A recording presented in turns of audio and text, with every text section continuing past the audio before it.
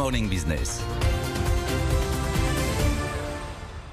Le débat tout de suite avec Jean-Marc Daniel et Nicolas Dose. On va revenir sur l'université d'été du MEDEF. La REF, la renaissance des entreprises de France, Christophe. Oui, et avec ce discours, le premier de Jean Castex devant les patrons, et alors avec un Jean-Marc Daniel qui, comme d'habitude, met les pieds dans le plat, mais que vient faire le gouvernement devant les patrons ? Oui, c'est la question que je me pose. Et alors, il y a des précédents, c'est devenu une sorte d'habitude. Même en 2007, Nicolas Sarkozy, qui venait d'être élu président de la République, s'est rendu à l'université d'été du MEDEF.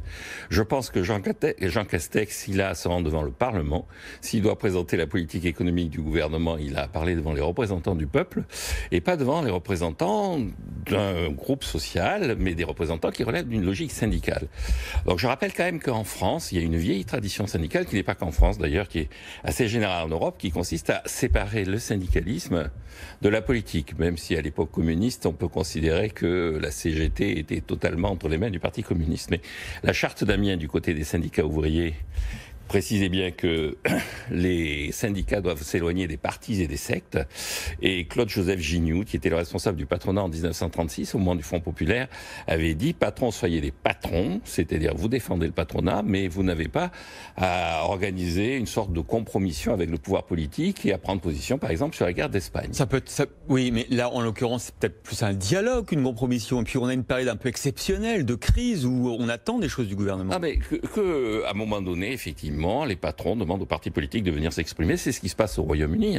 Au Royaume-Uni, il y a une journée, dans les journées d'été de la CBI, l'équivalent du MEDEF, où le leader du Parti travailliste, le leader du Parti libéral-démocrate et le leader du Parti conservateur viennent s'exprimer.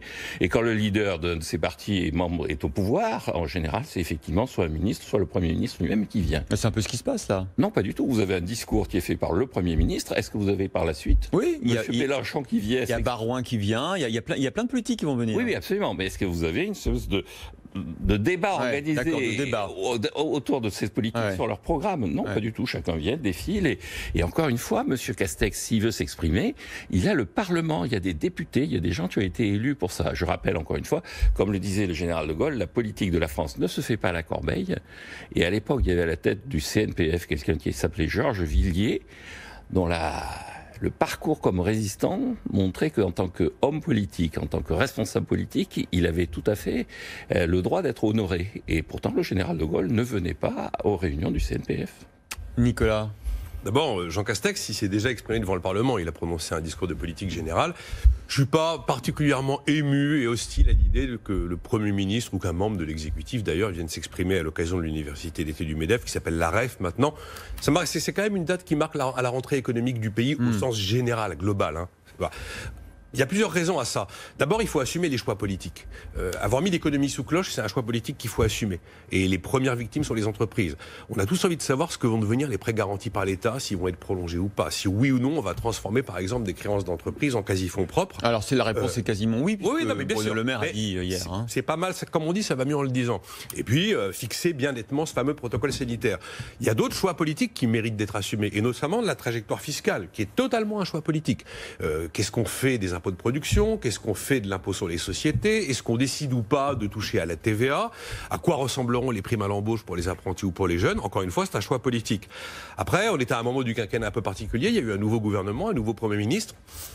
Ça me semble pas totalement insensé d'imaginer que le premier d'entre eux, le chef du gouvernement, va aller un peu marquer la couleur de la fin du quinquennat pour savoir s'il sera pro-entreprise ou pro-business. Vous avez des secteurs entiers qui dépendent par exemple directement de la puissance publique, notamment le BTP. Et puis aujourd'hui, compte tenu de les circonstances, le tourisme également et la restauration. J'ai même envie de dire que la question de l'assurance chômage qui implique les entreprises implique traditionnellement la puissance publique. Et on est à un moment où il y a une réforme qui est entre mi-figue, mi-raisin. Donc ça me semble pas totalement insensé. Et puis aussi, c'est l'occasion de ne pas aller promettre ce qui n'existera pas. De ne pas promettre la fin des 35 heures, de ne pas promettre la fin de l'emploi à vie. Enfin, j'ai vraiment le sentiment que les entreprises et la vie économique est consubstantielle au territoire sur lequel elles prospèrent ou le territoire sur lequel elles ne prospèrent pas. Et avoir le Premier ministre qui va au MEDEF, pour moi, il va surtout parler aux producteurs beaucoup plus qu'à un syndicat. Donc ça ne me choque pas qu'il y ait 1 heure de prise de parole du Premier ministre devant les patrons pour débuter l'année économique. Vous savez, on a tranché entre vous, Jean-Marc et Nicolas, parce qu'on va retransmettre le discours du Premier ministre à 14h30 sur BFM Business. De ce que dit revient Nicolas. Je ne dis pas qu'il faut que le MEDEF et le Premier ministre aient aucun contact. Il y a des lieux pour ça, et que le ministre de l'économie reçoive régulièrement le MEDEF, que le ministre chargé des affaires sociales reçoive régulièrement les partenaires sociaux, ça me paraît normal.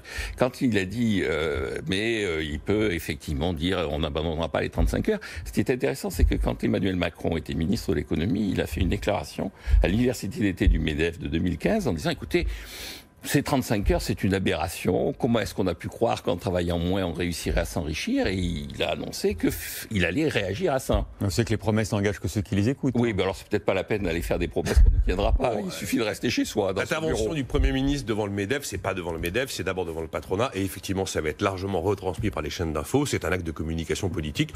On est à un moment du cycle, admettons-le, où on en a plutôt besoin. Et puis en plus, c'est un Premier ministre qui n'est pas le plus familier avec les affaires économiques. C'est pas ses faits de guerre. Donc il doit aussi prouver qu'il est capable de tenir un discours économique et de comprendre ce qui se passe dans l'économie. Qu'on retransmette son discours, pourquoi pas. Mais là, je n'ai vous pas nous autorisez, Jean-Marc? Oui, je vous autorise. Mais je sais le lieu où il le fait. Et encore une fois, on est dans une démocratie. J'aimerais qu'il s'intéresse davantage au Parlement qu'à l'université d'été du Milieu. Il le fait sur un hippodrome, c'est pas très grave.